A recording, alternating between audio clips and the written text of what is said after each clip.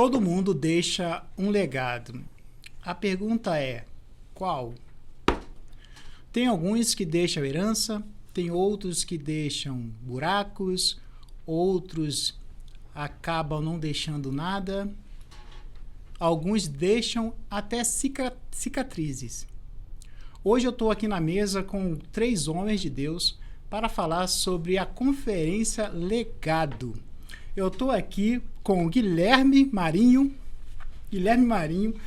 Vou estar falando aqui um pouquinho dele, apresentando ele, 34 anos, carioca da Gema, residente aqui em Petrópolis, casado com Laís, missionário, já esteve em vários lugares ali no continente africano, né? Não vou falar aqui que são muitos.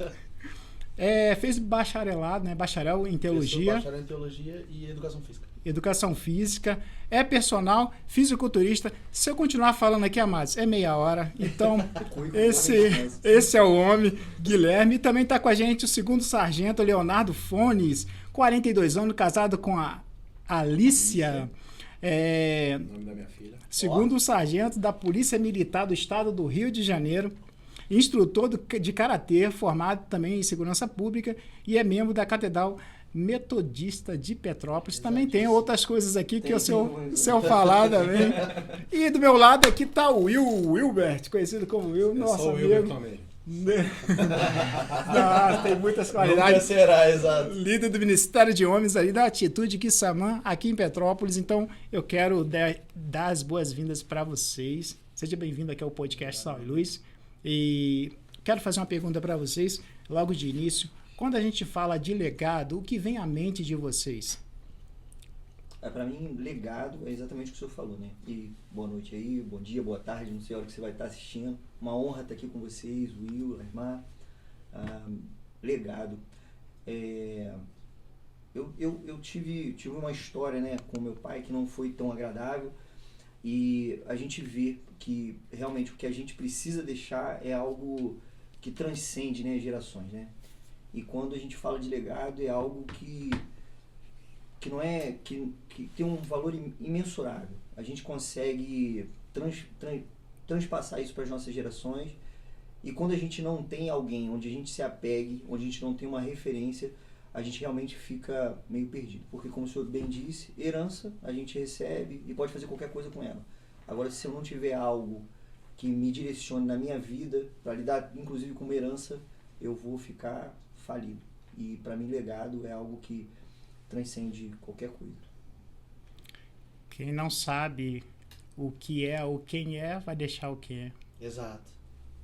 Legado é o que a gente deixa para as próximas gerações, né? É aquilo que a gente vai largar no mundo que vai perdurar para as gerações. A gente costuma falar dos grandes heróis, né? Alexandre o Grande deixou um legado, Davi deixou um grande legado, mas homens normais podem deixar grandes legados quando eles ensinam valores para os seus filhos, quando eles transformam suas famílias, quando eles são homens bons nas suas comunidades, nas suas igrejas. Então, o legado é aquilo que você deixa para as pessoas. E se o Guilherme for embora, o que ele deixa? O que ficou para trás? Ou o Guilherme vai simplesmente desaparecer?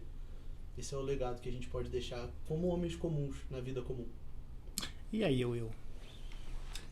O legado tem tudo isso aí, realmente.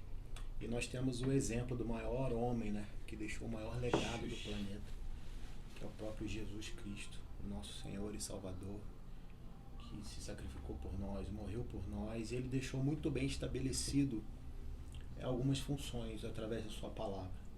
A palavra de Deus, que ela é viva e ela faz parte de um esforço de Deus para se comunicar conosco. Porque se você quer falar com Deus, é só você ir ali na palavra. E a palavra deixa muito bem estabelecido qual é o nosso papel, né? O papel do homem. E como que nós podemos deixar um legado, na verdade? Então, falando de paternidade, por exemplo, que é uma das maiores dores da nossa sociedade, essa questão de paternidade, conforme o sargento Léo falou, que teve problema com paternidade. Isso é algo muito comum na sociedade, infelizmente. E o que a gente precisa deixar, o que o legado o maior legado que nós podemos deixar é refletir Cristo para as pessoas. Esse é um dos maiores legados que nós podemos deixar.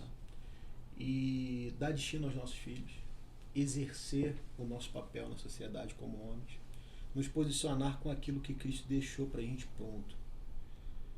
Então esse é o maior legado hoje de um povo, de uma sociedade. O maior legado que nós podemos deixar hoje para as futuras gerações, conforme o Lasmar falou, é justamente isso, sabe? É você se posicionar, você ser um homem posicionado na palavra, sabendo exatamente qual o seu papel. Muito bom. Eu lembro que a primeira vez que eu ouvi sobre essa palavra legado, e a gente continuou ouvindo com muito tempo, é quando a pessoa morre. Sim. Mas a gente, como homens de Deus, a gente entende que a gente começa a deixar um legado enquanto vida e não quando morre. A gente costuma ouvir muito legado quando a pessoa falece. Ele deixou um legado. Mas quando, você bem disse, quando o homem entende o seu propósito, ele aceita, né? Ele observa. Começa a construir isso. Né? Ele começa a aceitar, né? E aí, ali começa ele deixar o legado. Porque ele começa a ser referência, né, para outras pessoas, seja para filhos, seja para amigos. Vocês entendem dessa forma também que enquanto vida é nesse momento que a gente começa a deixar o nosso legado? Sim, com certeza. Você constrói, o legado é algo que se constrói, né? Não é uma coisa que você deixei meu legado. Não, você vai construindo com o tempo, com o exemplo, manifestando os frutos do Espírito todos os dias. Hoje eu recebo eu sou mentor esportivo, né? Então eu tenho contato com muita gente me procura para emagrecer, muita gente me procura para ficar forte, muita gente para várias coisas. Então eu recebo muito feedback das pessoas e muitas delas falam de atitudes minhas assim que tipo para mim é tão cotidiano de manifestar um amor quando a pessoa está sentindo uma dor específica na vida dela, de manifestar e a pessoa, nossa, quando você falou aquilo mudou minha vida, cara, coisas tão simples. Então, eu acho que só de você aprender a manifestar os frutos do Espírito na sua vida cotidiana, no normal, as pessoas elas estão tão longe, o amor está tão frio, que quando elas veem isso já começa a se tornar o seu legado. Você começa a construir o seu legado a partir do momento que você começa a manifestar os frutos do Espírito Santo de forma natural na sua vida. Acredito muito nisso também. Eu queria fazer uma pergunta para o Leonardo, que é policial. Nessa mesmo contexto de legado, a gente tem uma população, uma sociedade que se debruça muito mais pelo legado negativo que o policial, né, dá do que aqueles policiais que são que dão um bom exemplo, que deixam um bom legado, vamos dizer assim. Como é que você vê isso como policial, né? Eu digo assim, essa grande maioria que tem essa visão contrária a um policial. Parece que o ruim grita mais alto, né? Porque é exatamente isso. A verdade é que existe muito mais coisa boa que a polícia militar faz, todas as outras polícias, mas quando pega-se um erro, parece que aquilo ali ecoa mais. E é verdade, porque de fato um policial ajudando alguém muitas vezes não vai ter o foco da câmera, uma notícia, mas infelizmente, né, e tem que ser punido mesmo quando tem o desvio de conduta, ele tem que ser punido e obviamente ele aparece, ele ecoa muito mais. E isso dá a impressão de que realmente a polícia ela é ruim, ela age de uma má forma.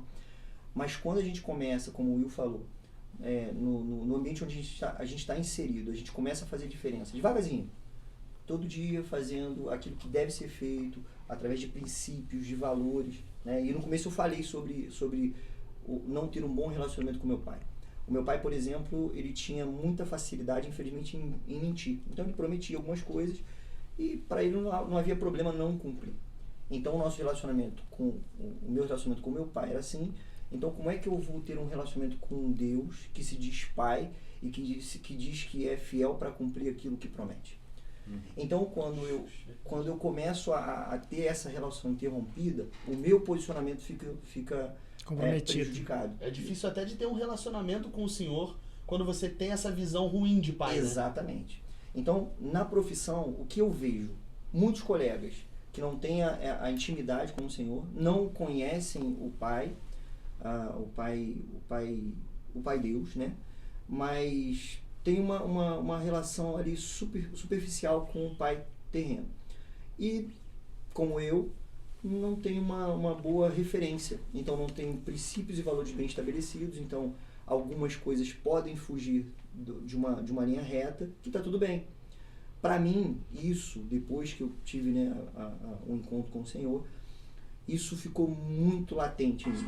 A coisa certa deve ser feita. Ainda que todo mundo esteja fazendo errado, ou a grande maioria esteja fazendo errado, eu tenho que fazer o certo. E isso é andar na contramão do mundo, né? Mas eu tento fazer todo dia aquilo que deve ser feito baseado em princípios e valores do meu pai do céu, e tento, né, linkar com o pai que eu tive na terra, que já se foi, mas conhecendo Jesus, isso para mim é o suficiente. Basta. Mas a verdade eu, como sou um cidadão, não sou um militar, eu posso falar abertamente. É muito ruim ser policial hoje em dia. É difícil. Eu posso falar isso abertamente porque Sofrimento, nós temos um governo que joga contra. Desgoverno. Nós temos os princípios do nosso governo hoje, do que governa a gente hoje, são princípios que jogam contra a figura da polícia e joga a favor daquele que foge dos princípios. Então, assim, é muito desafiador ser policial hoje, mas muito desafiador. Claro que não precisa ser um policial exagerado como era no passado, que às vezes passava dos limites lá em relação à abordagem, em relação do que era errado, né? Ao poder que tem, né? O poder que tem na mão, né?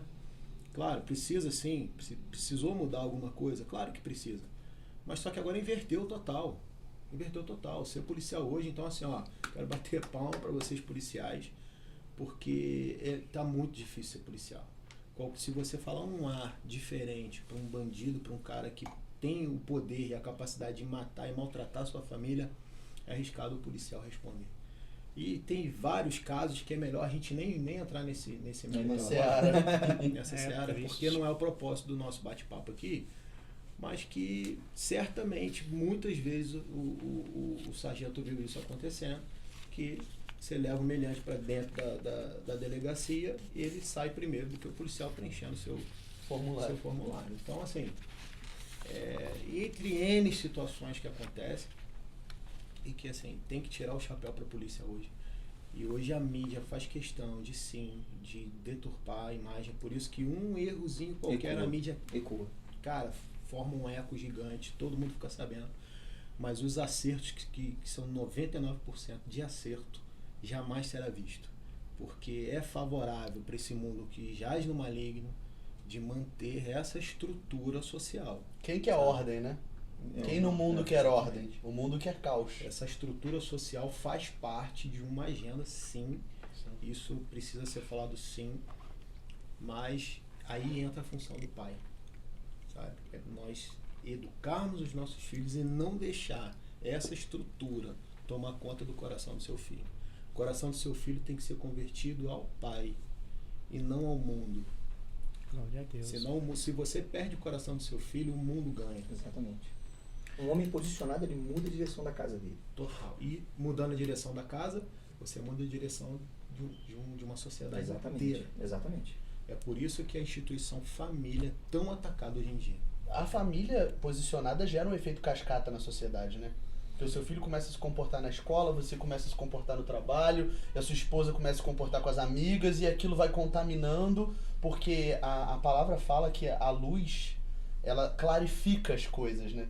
Então, quando você é luz, os comportamentos ruins começam a incomodar e começam a aparecer, e as pessoas se sentem mal de estar fazendo aquilo. Então, uma vez que você leva a luz de Cristo, tudo começa a melhorar no ambiente que te cerca, né?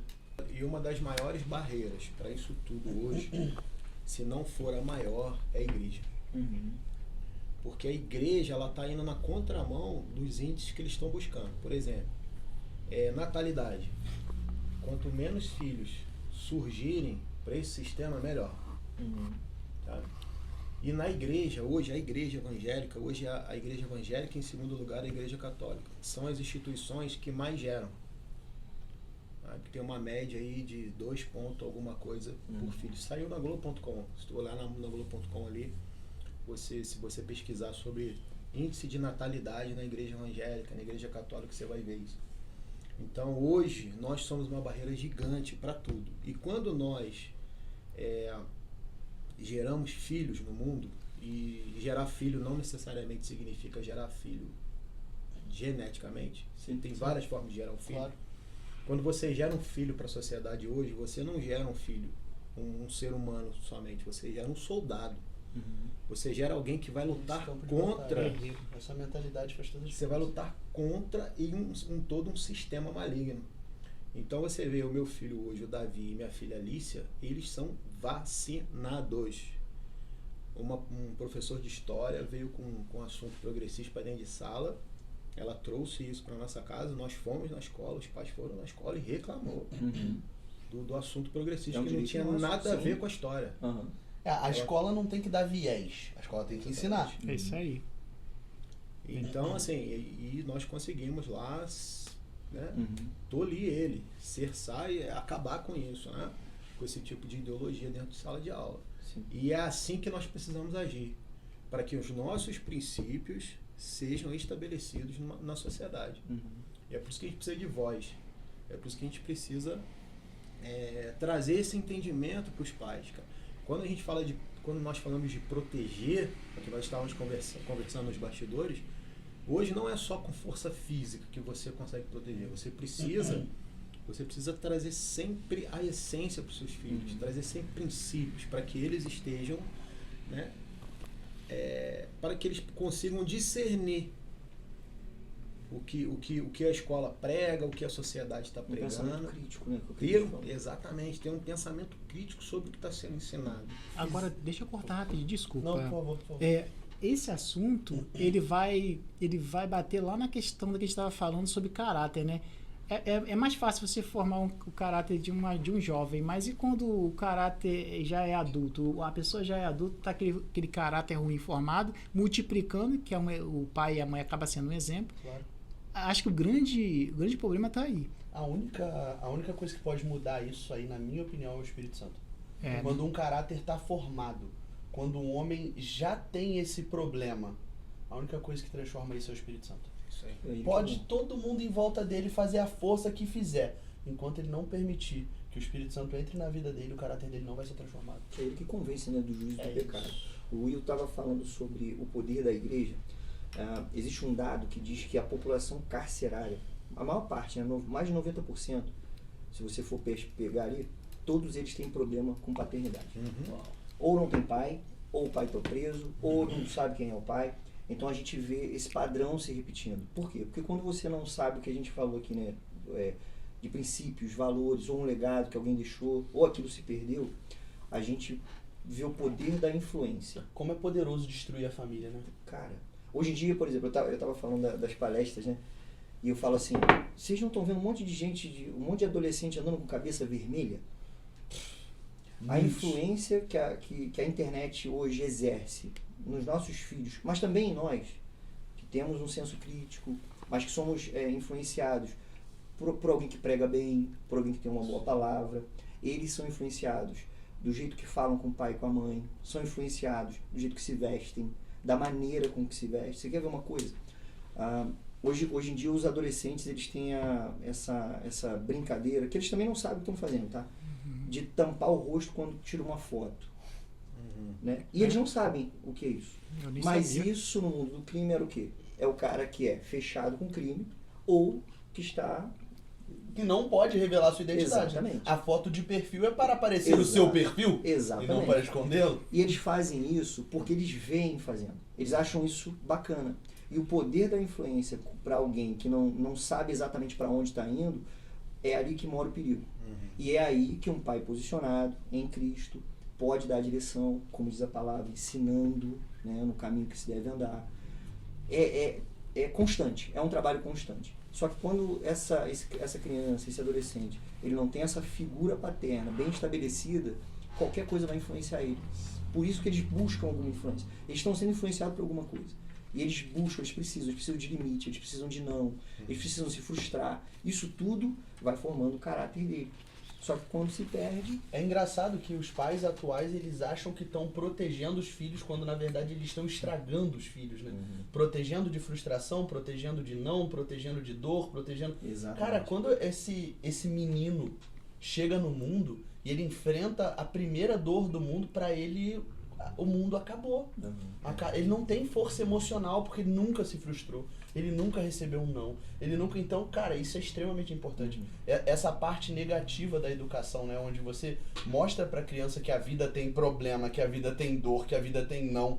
É muito importante. Exatamente. Posso aproveitar essa deixa? Eu não sou entrevistador não, mas posso fazer uma pergunta pro... Pode, fica à vontade. Sensei, agora eu vou ter que explicar o Sensei, né? Tem que explicar. É instrutor de karatê, ensinou meu filho e eu peguei esse hábito de chamar ele de Sensei Léo. Inclusive teu contato aqui, Sensei Léo. Enfim, mas sargento, seguinte, você palestra sobre essa questão de cybercrime, pedofilia pela internet. Exatamente. Esse é um trabalho que você está desenvolvendo como investigador, né, policial. Se eu não me engano, você está alocado na Polícia Civil, Sim. né? Sim. Cuidando Eu não trabalho exatamente nas investigações, mas me submeto aos cursos e tudo. esses cursos, né? Então você tem visto muita coisa em relação a essa falta de cuidado com os pais em não monitorar os seus filhos nas redes sociais e N plataformas que os pais nem conhecem. Sim. Né? Como que tem sido esse teu trabalho para alertar os pais, para os pais poderem proteger os seus filhos em relação a todas essas plataformas que a internet oferece para as crianças hoje? Primeiro o que tem me assustado é exatamente alguns pais, né, a grande maioria, ainda não entendendo o verdadeiro perigo que é colocar um celular, um dispositivo eletrônico na mão dos seus filhos. E tudo começa a partir do momento que você sabe o básico. A gente conversava aqui nos bastidores sobre os pais, eles acham que tem que ser TI, que tem que saber tudo de internet. Eu falo, não é o básico. É você ter um diálogo e você conhecer o básico de cada coisa. Quer ver uma coisa que me chama muita atenção nas palestras? A grande maioria dos pais não sabe sequer que existe uma idade mínima para um adolescente ter um perfil de rede social, que são 13 anos. Ou seja, se uma criança, que é assim que o ECA trata, né? Até 12 anos é criança, 13 anos até 18, até 17 completos é adolescente. Então, se tem rede social antes dos 13, já está errado.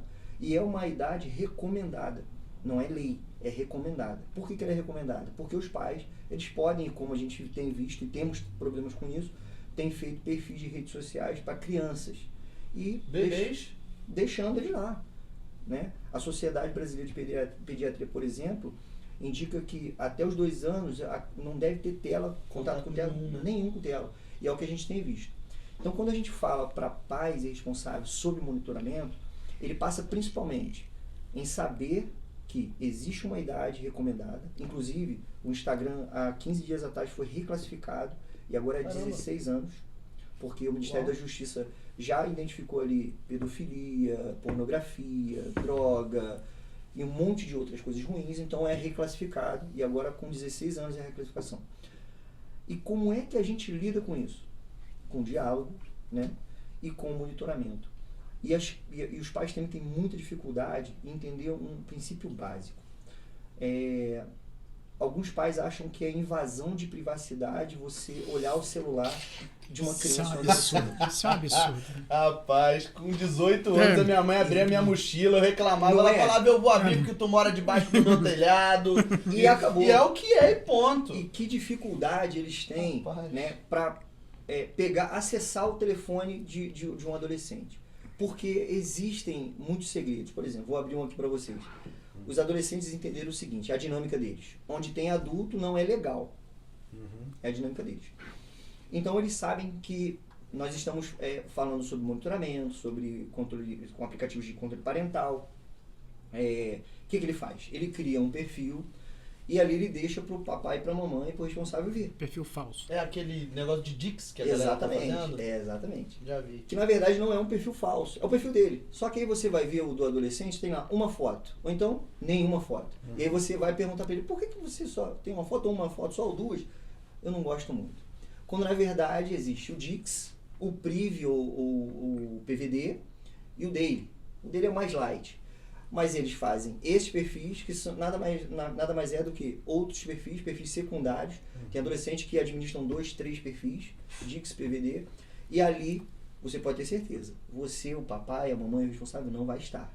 Então o Dix, o PVD e o Priv, eles são perfis secundários, onde eles selecionam quem está ali, eles são privados, Perfis fechados, né? fechados, e ainda acontece algo pior. Dentro dessa seleção, e você vai ver um Dix, um PVD, um Priv, são lá 20 pessoas, 30 pessoas.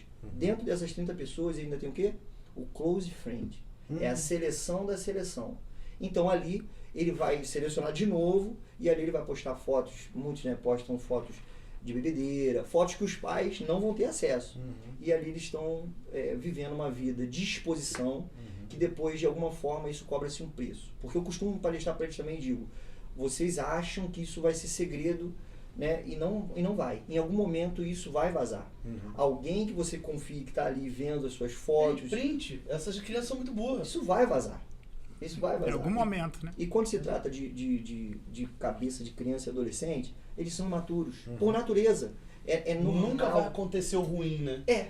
E por quê? Porque o córtex pré-frontal, como a gente está imaturo, e ele não vai medir as consequências. Eles são inconsequentes. E não é porque eles querem ser inconsequentes, é a natureza deles. O cérebro está amadurecendo e eles não têm contato, muitas informações para organizar aquilo na cabeça. E esse tipo de perfil... Pode falar. É que isso é o nosso tema de hoje, a conferência Legado. A gente tá falando sobre legado aqui. É que eu tenho que ir pro comercial e já voltamos. Rapidinho, pessoal. Materiais elétricos e hidráulicos é na Casa Olímpica. Ferragem, tintas, ferramentas, tudo para a sua casa ser campeã nessa cidade maravilhosa chamada Petrópolis. A Casa Olímpica fica na Rua do Imperador 175. O seu Geraldo espera por você. Materiais para a sua casa é na Casa Olímpica. Estamos de volta e agora o Luiz está ali nos bastidores e eu vim para a mesa com esses grandes homens para dar continuidade nesse bate-papo sobre essa conferência Legado. Sei, como nosso irmão Wilberton chama. Fala pra gente um pouquinho, dando continuidade sobre os sites, essa questão da pedofilia. Como que eles agem, como que é a mentalidade deles, no caso da linha que eles carregam para conseguir abordar essas crianças. A gente tem vivido isso. É interessante dizer que o que a gente conversa aqui, a gente tem acesso livre na própria internet. É o que eu costumo dizer para eles. A gente não tem que demonizar a internet, a gente tem que usar a internet a nosso favor. E todos os dados que a gente fala, o modus operandi, isso tudo a gente acha na internet. Quando a gente fala da mente, da cabeça, de como eles agem, é algo muito, muito simples. Eles olham o perfil do pai, por exemplo. Quando a gente falou de proteção, nós temos um dado, que tem até um vídeo. Se eu soubesse, eu tinha até trazido ele, eu dei esse furo. Mas ele vai explicando que se ele detecta ali, por exemplo, uma família onde tem um pai que para ele representa algum perigo, essa criança... Eu já li sobre isso. Essa criança não serve. Não é tocada. Porque ele sabe que o pai vai fazer alguma coisa, é uma ameaça para ele. O estudo fala inclusive do porte do pai e da forma como ele se comporta, né? Se o pai faz luta, se o pai é grande, então eles fazem esse perfil. E o que a gente tem agora de problema, e voltando um pouco no que a gente falou, dos pais darem celular e deixar esse acesso livre a plataformas, a jogos online, por exemplo, Roblox, Fortnite, Minecraft. Os aliciadores, eles estão instalados exatamente nesses jogos, criando perfis, se passando por crianças e conversando, mantendo um diálogo. A gente falou aqui do perfil Discord, uma plataforma chamada Discord, que basicamente é uma plataforma criada por gamers. Ela bombou na pandemia. Qual é a grande característica dela? Ela possibilita que os usuários façam salas secretas, e é um problema, né, isso, porque quando você entra em uma dessas salas, você não tem como saber o que está acontecendo lá dentro, a não ser que você esteja lá dentro. E ela tem a opção de você transmitir o que você está fazendo para todo mundo que está dentro da sala. Então daí começaram vários outros crimes. Mas onde eu quero chegar? Os aliciadores estão dentro dos jogos, aliciando essas crianças. Eles enviam o link de convite para essas salas no Discord. Depois de uma conversa, né, muito bem estruturada por eles, porque eles sabem onde vão chegar. Eles levam essas crianças, eles captam essas crianças nas plataformas e levam para as salas dentro do Discord. E ali eles fazem atrocidades. Eles induzem as crianças a tirar foto, a fazerem vídeo. E depois que eles têm esse material, eles começam a chantagear essas crianças. Muitas não têm estrutura mental. Há um índice muito alto de suicídio por conta do que a gente chama de sextorção, que é exatamente isso: você tirar de uma criança ou adolescente uma foto ou um vídeo e depois usar contra ele. E quando a gente não tem o canal de diálogo bem estabelecido entre a criança e o pai e o responsável, eles não sabem como resolver essa situação. Um caso real: eu estava numa palestra para crianças de 8 a 10 anos, e quando a gente cria esse ambiente de conversa sobre o assunto, eles ficam à vontade para falar. E quando uma mãozinha levanta, meu amigo é que vem. Meu Deus. E uma criança de 8 anos falou assim: tio, eu falando exatamente de não falar com um estranho na internet, não trocar mensagem com quem a gente não conhece. Ela falou: olha, tio, eu e minha prima, a gente estava conversando com alguém na internet, e essa pessoa mandou a minha prima cortar o cabelo, porque se ela não cortasse, ela ia fazer algo ruim com ela. E eu fiz a pergunta: e o que você fez? O que vocês fizeram? Vocês contaram pro responsável de vocês? Não. A resposta dela foi: não, porque o meu pai disse que se eu fizesse alguma coisa errada na internet, ele faria coisa pior comigo. Meu Deus. Então, assim, ou seja, o pai é pior do que a pessoa que está tentando extorquir o filho. Exatamente. Fechou a porta do diálogo. E eu falei: o que você fez com 8 anos? Uau. E ela falou: a gente bloqueou. Graças a Deus ela fez a coisa certa. Mas não é uma regra. A maioria das crianças, elas cedem fotos, elas cedem vídeos, elas produzem material que alimentam uma rede de pedofilia que está, infelizmente, instalada em todo mundo. Inclusive, um mês atrás, 2 mais ou menos, a Kidflix, que era uma das maiores plataformas mundial com material de pedofilia, foi... Peraí, essa é novidade pra mim. Existia uma plataforma com material Exatamente. de pedofilia. Chamava-se Kidflix, que Nossa, faz alusão à Netflix. Cara, que terrível. Ali existiam, página para os números, 91 mil vídeos. Meu Deus. E mais de 1.800.000 usuários que pagavam para estar dentro da plataforma. Eles pagavam com criptomoeda para ter acesso. E o que acontece? Dentro dessas plataformas não tem só o pedófilo. Tem as pessoas que pegam esses vídeos e vendem esses vídeos, vendem esses materiais. Eles são os atravessadores. São as pessoas que pegam, captam essas crianças dentro das plataformas dos jogos ou nas redes sociais, pegam esse material e começam a vender esse material. Então é rentável. O mercado de pedofilia, ele tem crescido, e infelizmente, como a gente estava falando, alimentado também pelos próprios pais, que não se dão conta de que quando postam um vídeo, por exemplo, de uma criança numa situação de intimidade, tomando um banho, brincando numa praia de traje de banho, ou só lá com uma roupa íntima, e posta esse vídeo, isso serve de material de pedofilia. Para vocês terem noção, uma criança com um microfone na mão, para eles é um material de pedofilia. É porque para quem não tem isso dentro de si, é só uma criança brincando, né? Exatamente. Então a gente não consegue maldar. Então é importante Sim. que os olhos sejam abertos para isso. Exatamente. Né? Muito importante. Mas agora, como que identificar um pai olhar e falar assim, até que ponto eu posso confiar no que meu filho está fazendo com um celular, um tablet na mão, e poder controlar? Porque a gente sabe que existe muitos meios de controlar, Sim. mas na questão do tirar esse peso do controle, da criança entender, meu pai está me controlando.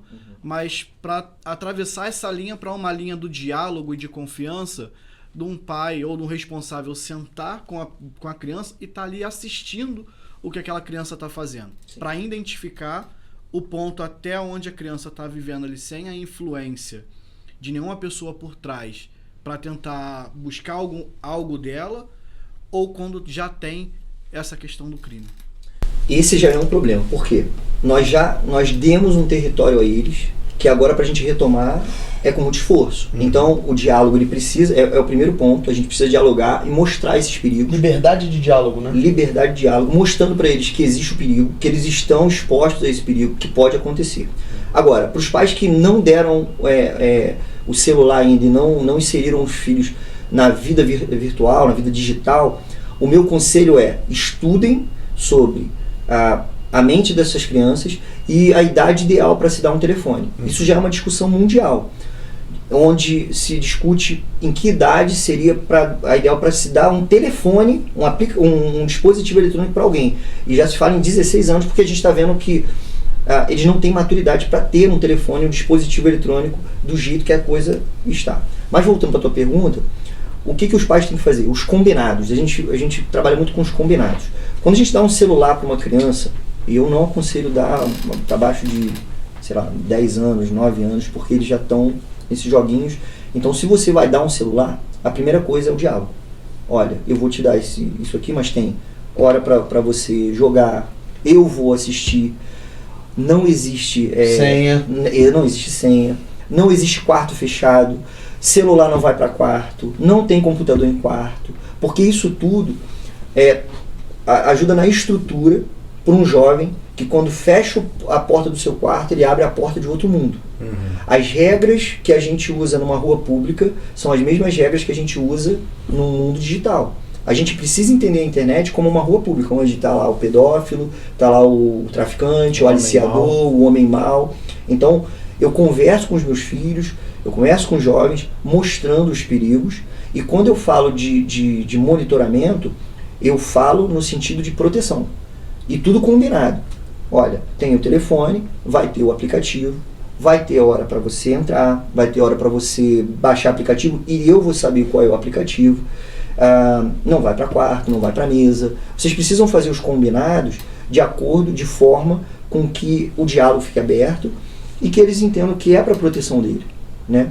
E os pais eles podem ficar despreocupados porque os meios de monitoramento, né, que são as plataformas os aplicativos de controle parental, eles são previstos no Marco Civil da Internet, no seu artigo 29, que diz que aos pais incumbe o direito de avaliar, monitorar e é o pai que diz se ele acha aquilo perigoso para o filho ou não. Cara, mas olha como isso é importante. Eu costumo dizer na minha mentoria que o conhecimento gera transformação, gera tudo.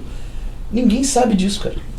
Não sabe. O pai, na verdade, ele acha que ele está invadindo a vida do filho se ele der uma hora para ele mexer no celular. Mas... Eu não sabia, de verdade. Assim, eu sabia porque na minha casa era a lei da minha mãe. Dane-se a Constituição. Ela que mandava naquele mais legado. um feeling do Exato, era feeling, exato. Mas mesmo sendo feeling, eu tinha um computador dentro do meu quarto. E quando eu cheguei na escola e me apresentaram a pornografia, era lá que eu ia. E isso fez muito mal pra minha mente. Porque ficava lá e fechava a porta, eu ia dormir, e minha mãe dormia e eu acordava. E a gente viveu isso, né? Exato. E olha que informação interessante. E o quantos que estão vivendo isso hoje, né? E os pais nem sabem porque os filhos vão pro celular para desconstruir esse universo que tá na cabeça, né? Olha que informação legal que o Clósman trouxe pra gente. A gente falou no começo que os pais eles têm essa ideia de que tem que saber tudo de internet. E a gente estava brincando, né? Quando a gente eu, por exemplo, era criança e eu queria ficar jogando videogame até tarde, a minha mãe dizia pra mim: não fica muito tempo na televisão porque isso faz mal para os olhos. E ela não tinha nenhuma informação, nenhum acesso a nenhum artigo científico, mas ela sabia... A regra dela. É a regra dela. São os limites impostos. E os pais hoje, eles saíram de uma educação muito rigorosa, permissiva demais, e agora estão numa educação muito permissiva. E eu preciso achar o meio termo. Os limites, eles são necessários. O ser humano, ele precisa entender os limites como proteção. E os limites é diálogo. Gente, se vocês, desculpa, Will, vocês estão assistindo, isso que a gente está abordando aqui sobre legado é para você que está em casa, para você que vai ver esse momento e trazer um ponto de interrogação. Porque o mundo ele tá oferecendo muita tela para as pessoas. Hoje tudo é virtual, tudo é muito virtual. Só que o evangelho, a presença de Deus, ela traz discernimento. E muitos homens, pais de família, estão deixando o seu discernimento, deixando de orar por causa de distração que o mundo está deixando dentro do seu lar. Isso é muito perigoso, porque sabe o que está acontecendo? Os filhos estão perdendo a referência de pais que oram. Não, e existe um abandono das disciplinas espirituais, e a gente vive falando pra gente que a gente não tem tempo. Sim, quando a gente rola 4 horas de Instagram por dia. E é isso aí que eu quero falar agora, perguntar pro sargento, porque, cara, hoje tem muitos pais que estão ficando presos no celular e deixando seus filhos já de qualquer maneira. Também presos no celular. Estão presos Eles no estão celular. entregando a mesma prisão pros filhos, né? É um legado. Que é o legado. Exatamente. Quando a gente fala de tempo de tela, é o que nós conversamos também, né? Que não adianta o pai dizer uma coisa pro filho, fazer os combinados e ele mesmo descumprir. Ele está ensinando pro filho dele que tudo bem quebrar regras. Então, são os sinais que a gente dá. O tal do exemplo. O tal do exemplo, que fala muito forte. E quando a gente fala dos pais enquanto protetores, né?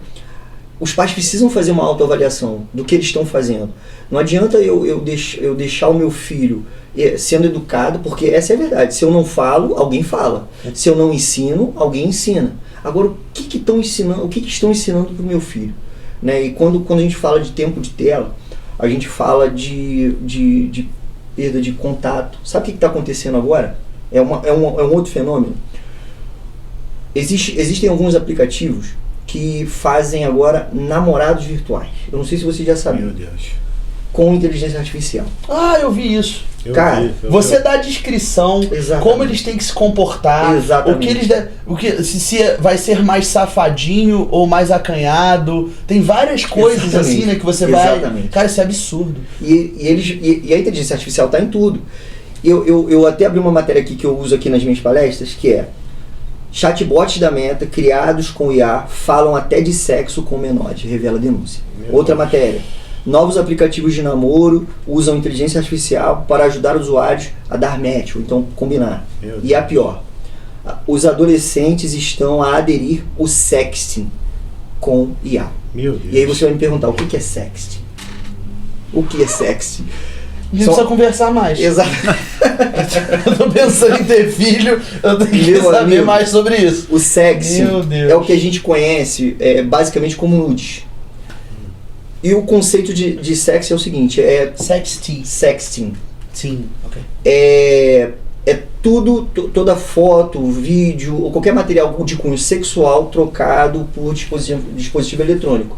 Então o que a inteligência artificial está fazendo? Conversando de sexo com os nossos adolescentes nos aplicativos de namorado.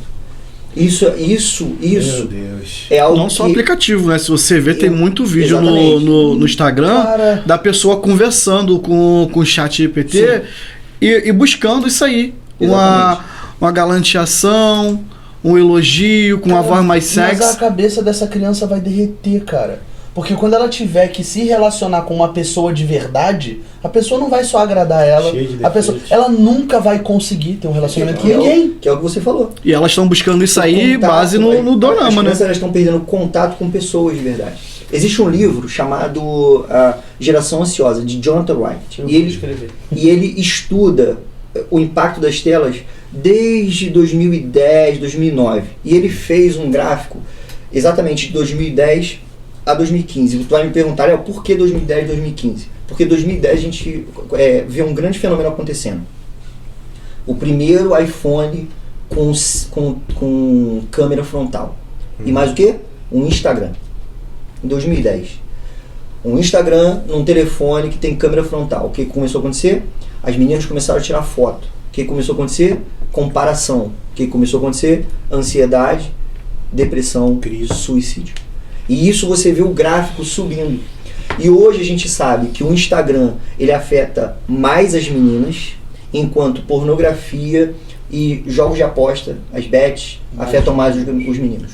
Sabe que é uma questão muito interessante que se comunica?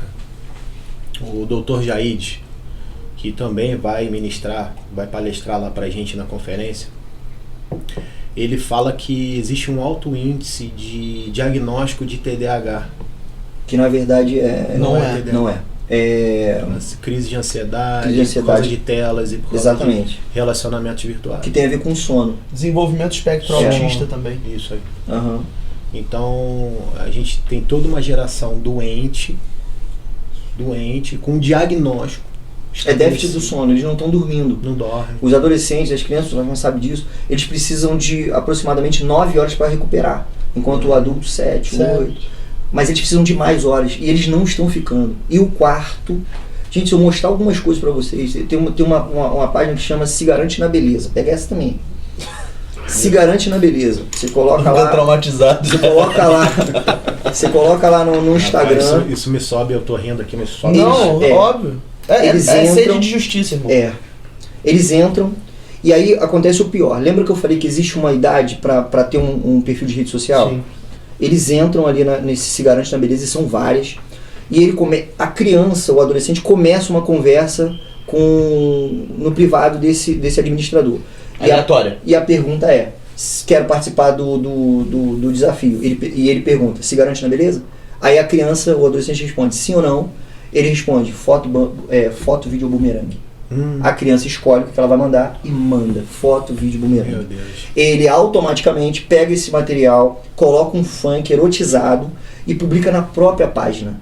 E quando você vai ver as idades, porque ele pergunta a idade, tem lá crianças de 10, de 11, de 12, Olha que desgraça. que como eu disse, nem era pra estar Maldição, lá. né, cara, perver... Aí daquele que corrompeu um dos meus filhinhos, né, cara? E é o que Que peso de que condenação. o nosso sobre amigo a vida de um cara perguntou. desse, cara. Como é que os pais fazem? Só olhando. Só olhando. E depois, o Sensei, depois, cara, que vaza, Acabou. cara, só fica a depressão, só Sim. fica cara, o que eu posso fazer agora? Não posso fazer nada. Aí fica aquela pergunta, né? Por que eu não vi antes? Onde foi que eu errei? Cara, E aí onde já que você foi. errou? Onde que você errou? Errou no não proteger. É porque que nós estávamos falando. É muito fácil, antes da internet surgir, de proteger. Eu sou graduado em Jiu-Jitsu, você é graduado em Karatê, Lasmar graduado em Krav Maga. É Krav Maga? Combato. Em combate. Então, assim, era muito fácil você proteger, porque Sim. alguém vinha mexer com seus filhos, você caía na mão e resolvia ali. Né? O mais forte ia prevalecer ali protegendo. Mas hoje em dia não é mais sobre isso. Hoje em dia a proteção ela está ligada aos princípios, à comunicação, né? Ao canal de contato com seus filhos. Will, sabe o que tá faltando? O que a gente já conversou muito Sim. aqui nessa mesa. Tempo disso aqui, ó. Tempo de mesa. É tempo disso a aqui. família, né? Com a família, cara, é sentar, olho no olho, conversar. Hoje nem isso não se faz mais dentro de casa. Hoje o marido tá traindo a esposa virtualmente, a mulher tá traindo o marido virtualmente, porque não No tem mesmo esse sofá. tempo, no mesmo sofá. Não tem esse tempo de E mesa. sabe o que é interessante que a mesa traz pra gente? Existe a história de onde Cristo se revela, né? No partir do pão é que Cristo se revela. E é na mesa.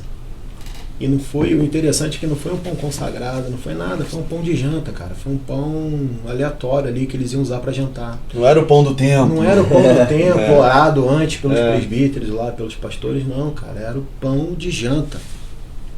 Era o pão de lanche da tarde, onde eles partiram o pão e Cristo se revelou. Cara, isso é uma realidade pra gente. A gente sentar na mesa, conforme você falou, olhar no olho, conversar e partir o pão. Cara, Cristo ele se revela, ele senta contigo na mesa, cara. E traz clareza pra tudo. Traz princípios.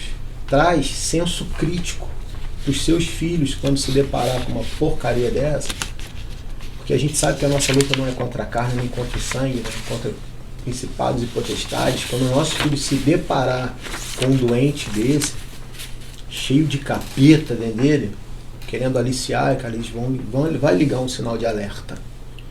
E tendo um canal de diálogo com os seus Limpo, pais, né? Onde ele pode Exatamente. falar tudo, sem medo. então eu acho que, assim, de tudo isso que você vai ministrar, né, pra gente, isso lá na conferência Sim, sim. de Homens de Atitude, você vai ministrar isso pra gente, vai trazer esse alerta pros homens, né? Mas tudo isso a gente consegue, né? Resumir Sim. com Relacionamento. E é isso que é a essência do nosso Deus, do nosso Pai, né? Exatamente. Ele se relacionava com Adão na viração do dia, todo dia. Que é o que a internet está roubando da gente. Todo dia. É o que o nosso amigo falou.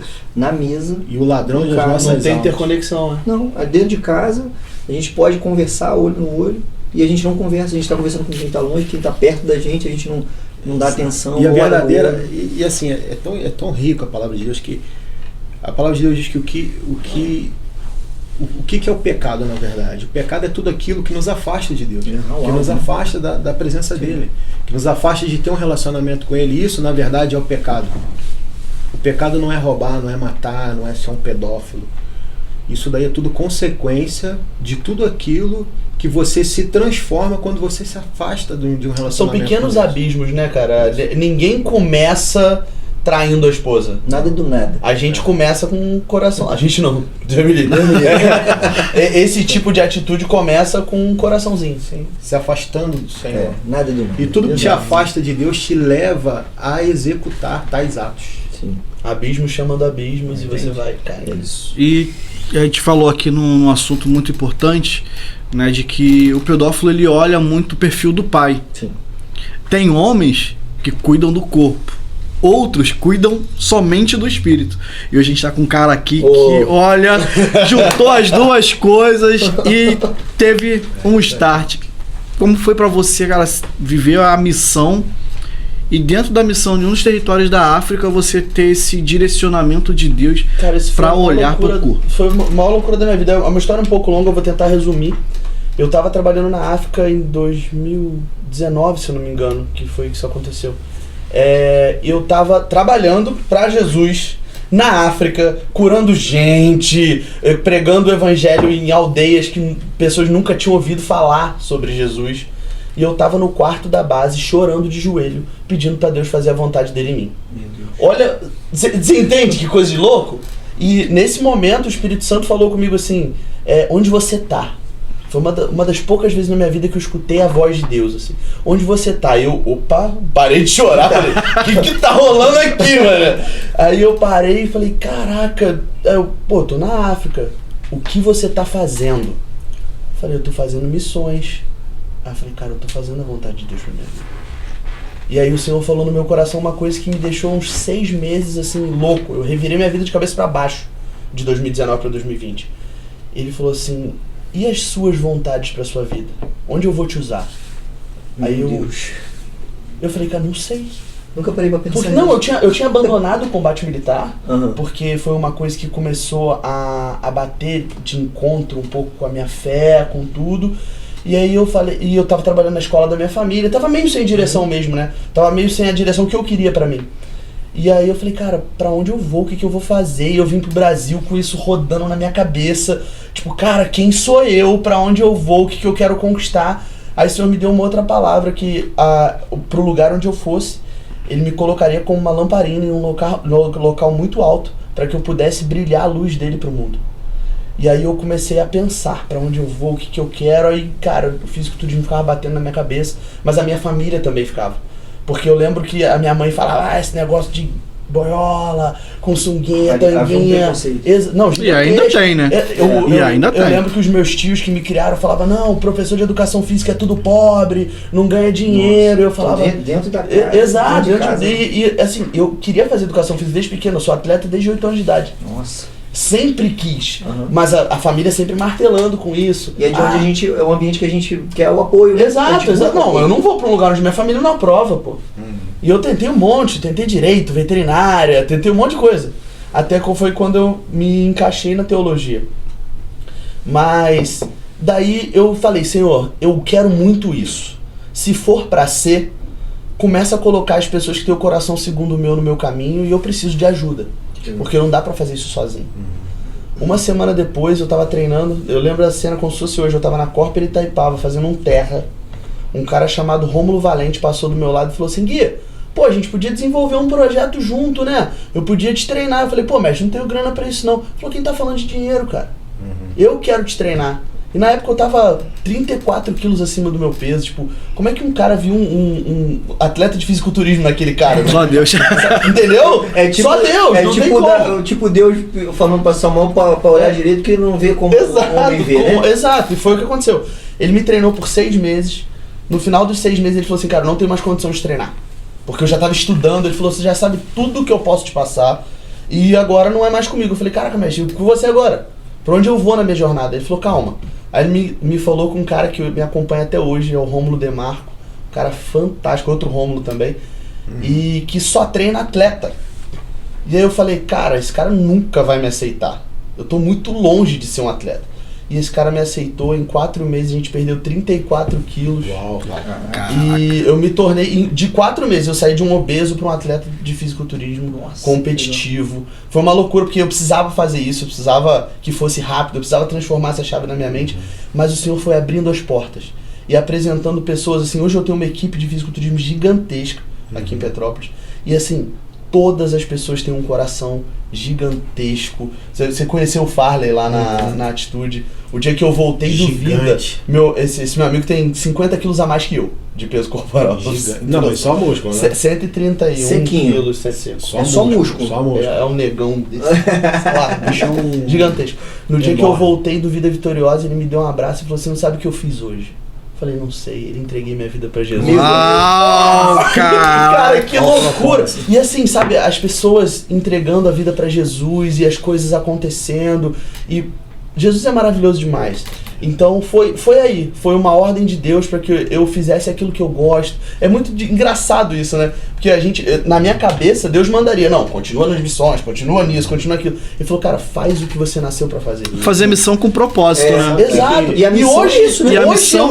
Hoje eu vivo uma missão, não, óbvio, continuo fazendo parte do Overlands, que é o projeto missionário com o qual eu vou para lá. Mas, cara, hoje eu tenho uma missão gigantesca. Sim. Que é quebrar... É uma seara gigante. Quebrar paradigmas, cara. Todo mundo olha um fisiculturista bolha. e pensa assim, não, esse cara é hedonista, esse cara adora o corpo, esse cara é marrento, esse cara pega todo mundo, aí o cara descobre que eu sou casado, fiel, manso, temente a Deus. Não, tudo isso é porque eu sou cristão, porque não vem discípulo, de mim, né? Exato, a gente sabe que os frutos do Espírito, eles não vêm da gente. Mas agora me diz aí, como que você enxerga hoje o teu propósito em ajudar outros homens? Porque a gente está falando de uma conferência legado. Sim.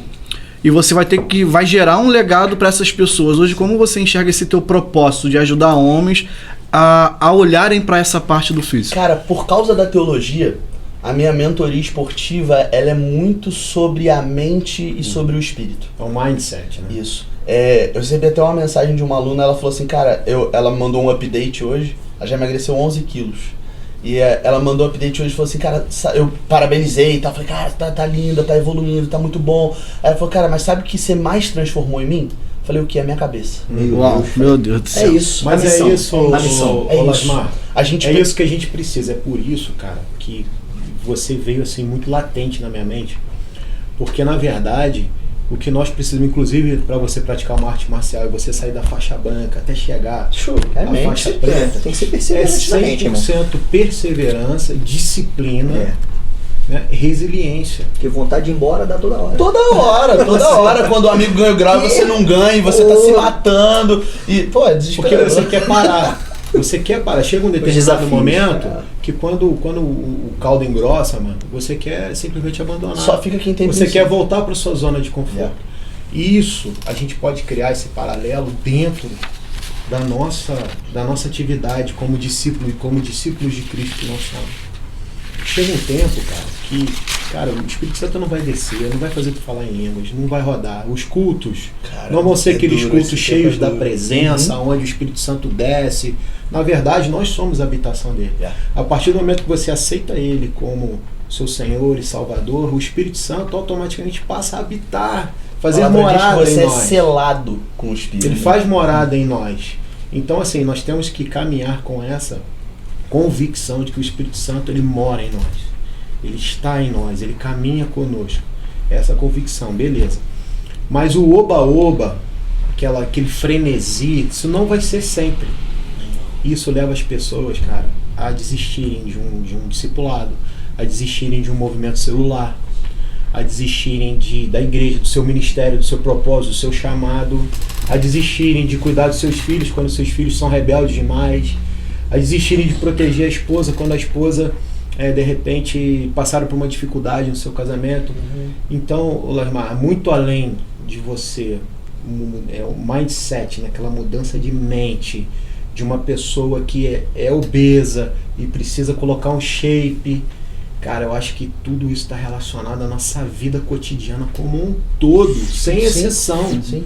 A gente precisa de disciplina, resiliência, perseverança para absolutamente tudo. Mas o E é interessante... por isso que é tão importante a sua ministração nessa conferência. O interessante da luta, do fisiculturismo, é que quando uma pessoa se submete a um processo difícil... Eu tenho um professor da minha área que ele fala que fisiculturismo é um esporte de fé. Que você tem que treinar sem ver o resultado. Você tem que comer sem ver o resultado. Para que um dia esse resultado apareça. Você vê, a Júlia tava de dieta há 60 dias. Ela tava treinando igual uma louca há 60 dias, fazendo cardio há 60 dias. E aí ela olhou pra foto dela e falou, meu Deus, Como eu mudei. exato. Então, isso transforma o comportamento dela em todas as esferas da vida dela. Isso, é isso. Ela transborda. Quando a gente fala de mindset, famoso mindset, todo mundo fala mindset. Romanos 12, rogo-vos, pois, que renovem vossas mentes. O que é isso? Muda o mindset, irmão. Vem pra cá, vem pro lado bom, vem pro lado de Cristo, vem ler o manual, teu manual de fé e de prática pra tu aprender a viver direito. Não é que você vai viver sem dor, mas é que você vai viver com a certeza da vitória. Sabe? Então, quando você transforma a sua mente em Cristo, isso resvala para todas as áreas da sua vida. E é tão fenomenal quando você aprende a ver o mundo com os olhos da graça, sabe? Você coloca os óculos da graça, assim, você começa a enxergar tudo de forma tão diferente. Sim. É tudo tão maravilhoso, o mundo é tão bom, apesar de tantas dificuldades, que, pô, isso não tem preço, cara. Sim. Isso transborda para todas as áreas da sua vida, transborda para todas as pessoas que estão ao seu redor. Eu acho fenomenal, cara, quando você começa a entender da palavra e ser transformado por ela. Mas como que é o teu trabalho em relação às pessoas que não têm essa percepção ainda? A visão cristã que você não diz? Consegue. Não, a visão cristã não. A visão de... Por exemplo, você falou que a menina está fazendo uma dieta, né? 3 meses. Agora que ela está colhendo resultado. Sim. Então existe um processo de 3 meses, sem ver resultado. Mudança da mente. Então, essa mudança da mente, como que é o seu trabalho para a pessoa perseverar nesse lugar do processo? Acreditando que ela vai conseguir. Isso. Exato. No meu mundo, as pessoas elas fazem algo chamado consultoria. O que é consultoria? Guilherme, eu quero ficar forte. Prescrevo uma série para você, entrego na sua mão, fazendo isso você ficará forte. Isso é a consultoria. Você me consultou, eu te entreguei o material. Por que o meu trabalho se chama mentoria? Porque eu estou do lado do aluno o tempo todo. É um discipulado. E o aluno desesperado, cara, eu não comprei frango, o que eu faço? Quantas gramas de frango você tem para comer? Tem ovo em casa?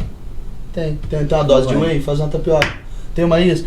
E você vai começando a transformar. Pô, mas eu tô passando fome na dieta. Não, você não tá passando fome, você tá escolhendo alimento errado. Por que você tá comendo 50 gramas de banana se você podia estar comendo 250 gramas de morango, por exemplo?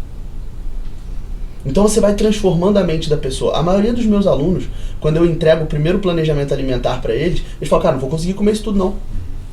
Mas eles comem o triplo de caloria daquilo por dia. O problema é que eles comem pouco volume.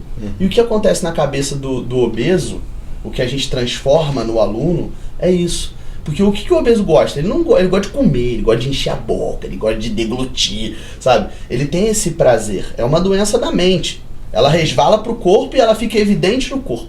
Mas a obesidade, ela começa na nossa mente. Então a gente vai entregando pro aluno estratégias e principalmente o que a gente na igreja chama de discipulado, né? Lá eu chamo de mentoreado, que eu estou do lado do aluno ali, transbordando para ele conhecimento, segurança, técnica. Por exemplo, eu tenho várias meninas que na primeira foto que elas vão me mandar, homem é mais diferente, homem tá nem ligando que tá barrigudão, peludão, tá nem aí. Mas a menina me manda foto chorando. Me manda a primeira foto da mentoria, ela manda, mas eu não acredito que meu corpo tá assim. Qual o primeiro passo? Encarar a verdade. Então, qual é o primeiro passo para que a gente aceite Jesus? Romanos ele tem é um livro que tem uma sequência que eu acho fenomenal. Porque Romanos ele começa te apresentando a lei.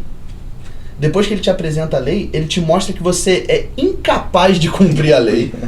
E por isso, ele te mostra a necessidade que você tem de um Salvador. Então, ele faz uma construção de pensamento. E uma vez que ele fez isso, te mostrou a necessidade de um Salvador, aí ele começa a te mostrar nos últimos capítulos, uma vez que você aceitou esse cara, como você vai viver? Aí você renova a sua mente, você tem bons hábitos, e é muito interessante. Eu, através da teologia, isso foi se formando, a minha mentoria foi se formando, e eu fui aprendendo a entender pessoas, ter empatia. Eu acho que os frutos do Espírito nesse sentido são muito importantes. Você olhar para uma pessoa que tem um problema, você olhar para uma pessoa que tem um pecado, e você conseguir sentir dor com aquilo. E você conseguir falar, caraca... Empatia, né? Exato. Então isso vai transformando. E quando você se posiciona dessa forma, eu tento me posicionar o mais frágil possível para os meus alunos. Porque o que acontecia comigo na igreja, Will? Eu via os pastores como aqueles... Inalcançável. Impecável, literalmente. Não impecável só de não peca, de não erra em nada. Perfeição, pô. Eu só vejo o cara. Jesus, eu só vejo o cara de terno, com cabelo engomado e falando da palavra e pô, como. Cara, eu não consigo chegar perto desse cara. É o que você comentou do pai. Se o pai não tem falha, se o pai é duro demais, ele não tem espaço de diálogo com o filho. Agora, a partir do momento que você fala pro cara, pô, errei na dieta. O cara, eita, ele também erra. Ele é ser humano. Meu Deus. Caramba! E quando você tá num discipulado e o cara vira pra você e fala assim, cara, isso aconteceu lá na igreja. Um menino virou pra mim, cara, tem uma coisa que me incomoda, eu não consigo contar pra ninguém, mas eu sinto confiança de contar pra você, não sabe o que. Aí ele veio falar de pornografia. Aí ele falou, eu falei, pô, irmão, fui viciado em pornografia 20 anos. Aí ele olhou, você? É um alívio. Aí eu falei, o que tem de diferente entre o discipulador e o discipulado? Tempo. Eu te discipulo porque eu tenho mais tempo de evangelho. Ponto. Somos iguais. Porque é questão de ser maduro, né? Um pouquinho mais maduro. O tempo traz maturidade. E o que tu falou é muito interessante de você estar ali do lado. Como tu usou o Romanos, é exatamente isso. A gente não cumpre a lei, então a gente precisa de um Salvador, e ele não disse que a gente ia ficar sozinho. A gente não precisa ficar sozinho. E o Consolador. E o que acontece, o que tem acontecido nessa geração é o isolamento. É procurar em coisas. É o relacionamento, é a falta o que está prejudicado. Exatamente. O relacionamento. Se eu for treinar com o Gui, por exemplo, eu já vou, pô, o Gui vai estar lá, cara. O Gui vai me ajudar, eu não estou sozinho. Se eu falhar em algum momento, ele vai estar lá para me ajudar. Eu falo pra galera do padrão ouro, quando vocês vão me contratar, eu falo, cara, o padrão ouro é o personal. Por quê? Porque os estudos eles apontam que as mulheres, elas submetem a própria força em no mínimo 30%. Ah, é? Exato. Então elas ficam enrolando? Não, elas não sabem que elas são fortes. O potencial. Exato. Eu já tive uma aluna que chegou, ela era de outro estado. Vou falar pra minha esposa, tá? Pode ir que tem mais 70% aí. Ela era de outro estado, treinava comigo na mentoria há algum tempo, e ela não passava de 100 quilos no leg press. Não passava de jeito nenhum. Aí ela, pô, um dia eu vou a Petrópolis com meu noivo e tal, a gente vai passear, não sei o quê. Vamos marcar um treino? Eu falei, pô, vamos embora, vamos marcar um treino. Ela naquele dia fez 10 repetições no leg press com 240 quilos. Nossa, cara. Porque ela só dispensa 30% ou 70%? Não, 30% é o mínimo que ela erra. Ela sempre vai errar no mínimo em 30. Entendi. Então se ela levanta 100, ela no mínimo levanta 130. Entendi. No mínimo. Vai mais um pouquinho. Exato. Só que ela subestima a própria força. Tudo tá aqui, né? Exato. Na mente. Tudo é mente. Mas aí o Gui tá do lado. Exato. Não, e a gente vai conversando e vai ensinando. Tá vendo? Você conseguiu fazer 4 repetições com essa carga, eu vou botar mais 10. Mas eu trazendo isso para nossa vida como discípulos de Cristo, né, como cristãos, é justamente sobre isso, né? É sobre você precisar de alguém. Você precisar de um ombro, caminhar em hombridade, caminhar ombro a ombro. Uma vez eu ouvi que quando Deus quer presentear, ele costuma dar pessoas. E eu nunca mais esqueci isso. É verdade. Nunca mais. Porque a gente precisa. O evangelho tem a ver com pessoas. É relacionamento. Essa é a palavra-chave. Relacionamento. Tanto para sua ministração, como um cuidado com os seus filhos, com a sua casa, relacionamento. Sim. Canal de comunicação aberto. Will, Tanto para você. Will, e agora, falando, né, que a gente tá chegando aqui no nosso último bloco, papo bom pra caramba, mas... Pô, mas tá chegando no último bloco, a gente quer entender um pouco daquele cara que deixou um legado dentro de casa, que teve uma transformação de mente, transformação de vida para si, para sua família. Quando você traz essa conferência para a cidade, o que te impulsionou, te motivou a gerar essa conferência legada aqui na cidade de Petrópolis? Cara, primeiro, amor por vidas, sabe? Paixão por gente. Essa foi a primeira coisa que motivou. Segundo, uma palavra que é uma palavra de maldição que existe em todas as igrejas.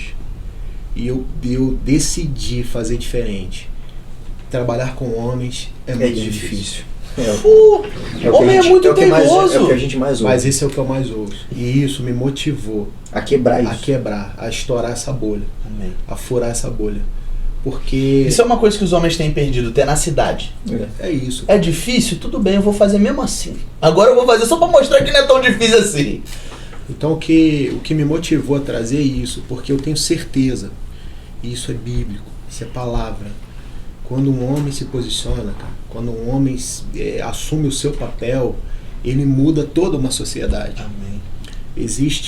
Eu já trouxe essa informação aqui, mas sempre que eu tenho oportunidade, eu tenho que trazer. Existe um dado que eu li no livro do Homem ao Máximo, que ele diz o seguinte: quando uma criança se posiciona dentro de casa, ela tem a capacidade de trazer 2% de sua família para dentro do que ela se posicionou. No caso, a igreja, ela tem essa capacidade de trazer 2% da casa. Quando uma mulher se posiciona, ela tem uma capacidade de trazer 17% da sua casa para o meio que ela se posicionou. Agora, quando o sacerdote do seu lar se posiciona, ele tem a capacidade de trazer 93% da sua casa. É a Bíblia se cumprindo. Tá É o entendendo? chamado, é o lugar que ele tem que Então, estar. a pergunta que eu faço é a seguinte, para reflexão de todos. É interessante para quem deixar esse monte de homem em stand-by? Inferno, né? Pro capeta, mano. Pô. Não tem outra Um explicação. monte de família batendo cabeça que não sabe pra onde ir. Porque Porque não tem um guia, né? Não a tem um mulher, mestre. a mulher. E há muita coisa do passado também, porque, né, trazendo à tona, né? Porque o homem não pode se sensibilizar, Homem não chora. porque o homem não chora, Mas aí vem homem não pode se abrir com outro homem. Aí você tá entrando numa seara, que é a seara da identidade. Porque quando você distorce a identidade de um homem, você destrói uma família. Você destrói uma sociedade, você destrói uma igreja. Então, quando você traz confusão do que você é, cara, você traz Destruiu. emasculação. É um termo até que o pastor Anderson Silva usa. Você transforma um monte de gente emasculada. Porque você não tem identidade, cara. Você não sabe o que você é. Você não sabe se é homem, se você é mulher, se você é os dois, se E você... qualquer coisa serve. Qualquer coisa que tu quiser. a se tal da declarar fluidez que tem hoje em É, dia, né? ah, O que isso você é é? Eu sou fluido. fluido. Cara, não, eu sou homem, pô. Eu sou homem, eu tenho um papel. Eu sou homem, o que o homem faz? Cara, Aí o cara... Exatamente. Tem um Cola as placas. Isso é muito importante. E eu vejo muito a atitude posicionada nisso. Teu ministério como Sim. ministério de homens. Até o urra, né? Cara, tem gente que tu acredita que tem homens na Isso igreja não é que zoeira. reclamaram do urra comigo. Ah, chatão. Porra, falando. nunca cantou numa tropa, né? A honra tá na canção militar. É, chato. O urra nada mais É vibração, pô. do que você vibrar, Exato. você liberar grave, você trazer virilidade, você mostrar, cara, meu irmão, já viu Zuaca? Aham. Pô, meu irmão, Aquela quem é dança que encara tradicional. esses caras, mano? Quem é que encara esses Já vai no caras, velho? psicológico, né? Os caras estão ali se batendo, Entendeu? meu irmão, vou entrar cara lá. maluco, Isso os é cara a de mente, doido.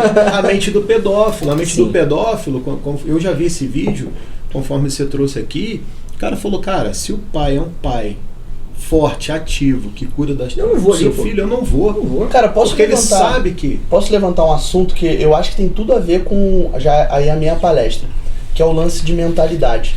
Que muita gente confunde, eu sou cristão, eu tenho que ser dócil, ou eu sou cristão, eu tenho que ser bobo. Um homem tem que ter um potencial agressivo. Mas Jesus deixou a receita, né? É isso aí. Eu sou manso, homem, eu tenho que ser como Cristo. mas astuto, né? É isso aí. Não, E prudente ali. Quando eu me formei em teologia, a minha tese final, eu escrevi um livro que chama A Legítima Defesa e o Cristianismo. Legal, hein? É muito legal, é muito legal. Nunca publiquei, tá guardado no meu Ô, computador. cara. Eu só encerro ela mesmo. Eu já ia falar, manda o link pra já colocar aqui. Eu já ia, pô, cara, onde é que eu acho? Não, esse nunca livro? publiquei, só Vamos tem ele por lá. aí, ó, já sabemos o que a gente vai fazer agora. É legal, é legal. Mas Jesus fala, os discípulos perguntam, e agora? Aí ele fala assim, então vendam suas capas e comprem espadas. Pra quê? Pra palitar o dente? É isso aí. Agora eu tô indo embora. Vendam suas capas e comprem espadas. Vai começar a guerra. Vocês são homens, precisam se preparar. Estejam prontos, sejam homens. Como que Cristo vai chegar, irmão? Ele vai chegar montado num cavalo, Com uma espada sujo de sangue, com uma espada na sua boca, meu irmão. Irmão, Neemias reconstruiu Cara, o pelo amor de muro Deus. com uma espada na mão e botando tijolo, irmão. Por que a palavra de Deus diz que ele morreu como um cordeiro, ressuscitou como um leão, meu irmão? É isso aí. Cara, leão ruge. Leão bota medo, impõe respeito. Mas eu acho que os homens confundem. Eles não sabem que você pode, ao mesmo tempo, ser dócil e ser potencialmente agressivo. Então eles confundem isso. Eles acham que o homem, por exemplo, o cara que é faixa preta de luta, ele é um homem agressivo. Pelo contrário, Tá louco. os caras melhores de luta, não sei se você vai corroborar São com a mais ideia. equilibrados, pô. Cara, são os mais mansos. É. Os maiores mestres. Sim, sim. Cara, eu tive um mestre de combate militar. O cara passou 8 meses agora na Ucrânia, em guerra. Mano, o cara é uma flor. Uma flor. Protege os animais. Pô, a mulher dele é super bem Mas tratada. mexe com o cara. Fala de... Não, mexe com a mulher dele. É isso aí. Mexe com o filho Protege. dele. Isso aí. Mexe com os valores dele, com aquilo que ele acredita. É isso aí. Isso Então, é um homem de verdade. É todo esse conjunto, entendeu? Exato. Todo esse conjunto de distorção da identidade, problema com paternidade, reconhecimento de filiação, é todo esse conjunto que tem tirado os homens do seu propósito, tirado os homens do seu Propósito ministério, de ser homem. tirado eles desse lugar de fazer o que precisa ser feito, sabe? De construir uma sociedade forte. E o capeta, ele tem mantido esses homens em stand-by. Isso é um fato. E o que a gente precisa fazer, cara? Inerte boiando, né? O que a gente precisa fazer é despertar esses homens. Cara, é transformar esses homens como Cristo foi. É mostrar para esses homens que nós precisamos levantar da cama, precisamos sair das telas, precisamos ler, estudar, proteger nossos filhos, proteger nossas esposas, mudar a realidade da nossa sociedade.